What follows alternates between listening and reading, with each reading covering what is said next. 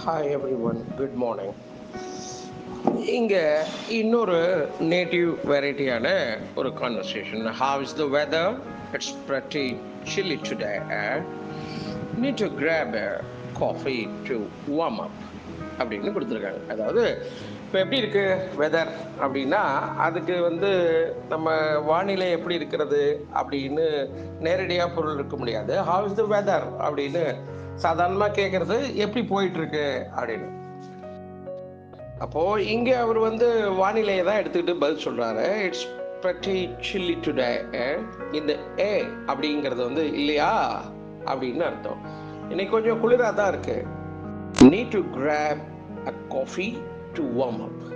Need to grab a coffee னா கொஞ்சம் coffee குடிக்கணும், கொஞ்சம் இந்த கிளைமேட்டுக்கு காஃபி குடிச்சா நல்லா இருக்கும், சூடா ஒரு காஃபி தேவை அப்படின்னு அவரு சொல்றார். இதுதான் இந்த வாசகத்தினுடைய பொருள்.